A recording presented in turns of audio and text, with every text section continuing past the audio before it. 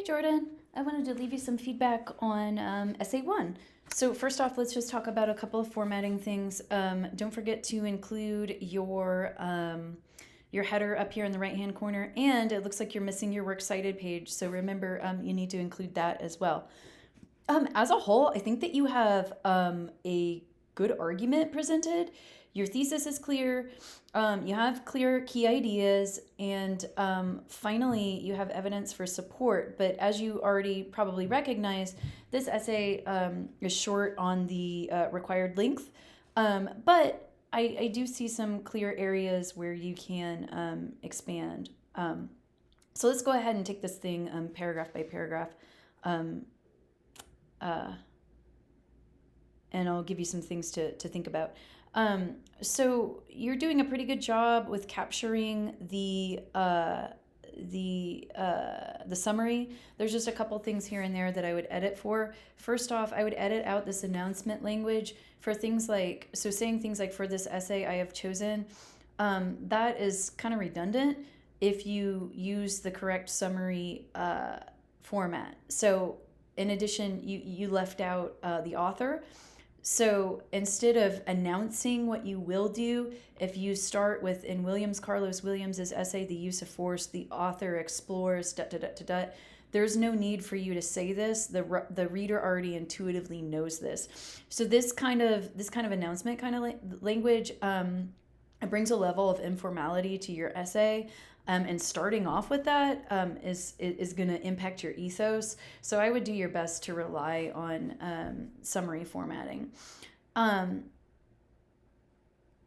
So I feel like what is missing from these opening ideas in your summary is why the parents were helping and why the doctor got upset. So it seems like you leave out the idea that the girl was resistant and why she was resistant.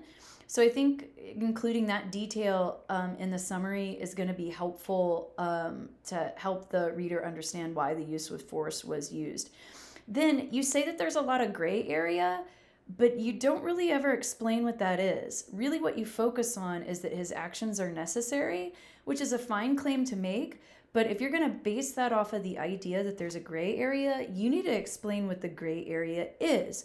So you identifying that for the reader is going to give you another way to expand, right? So as your reader, I was like, yeah, he's right, but I felt really disappointed that you didn't explain to me what you thought the gray area was.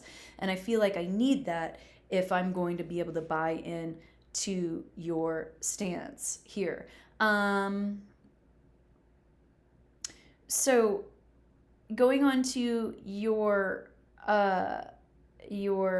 first sentence here, this looks like this was language left over from your week 3 writing assignment, and you're writing in future tense right here, but this essay is taking place in the present. So this is a sentence that can be yanked out entirely. Again, it's like that announcement style language. It's redundant and it makes your writing kind of clunky.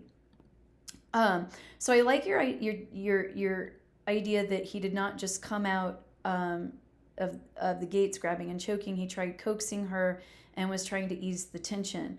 But remember, without us understanding what the gray area is, or without knowing that the girl was resistant, this is kind of falling flat. So again, I think you need to get the girl in here.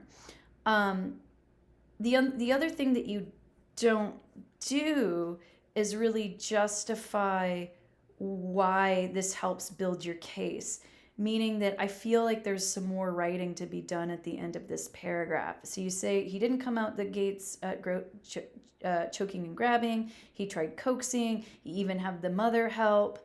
But then what happens, right? So what you've left out here is how the girl reacted, right? Does that make sense? So you cut yourself off too soon. This is a clear key point. You bring in evidence, and again, you kind of cut yourself off here. So the parents were a burden. You're giving us examples of how they were burdensome. So how did this lead to him using force, or how does this point justify him using force? And then I think that you have a fine key idea here, and same thing, but again, the paragraph gets cut off too soon.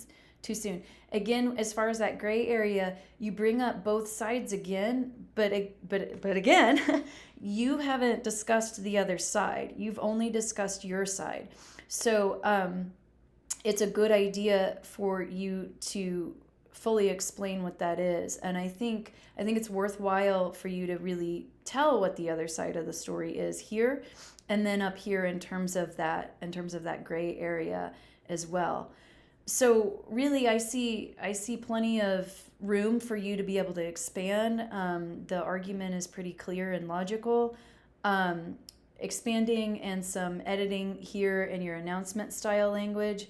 I didn't talk about this, but similar to the announcement style language, using these chronological transitions, these are pretty elementary, for lack of a better word. So instead of relying on these canned transitions, I would use idea transitions. So similar to those announcement style language, how you want to edit that out of your final draft, aiming for stronger transitions will bring a stronger level of sophistication to your writing.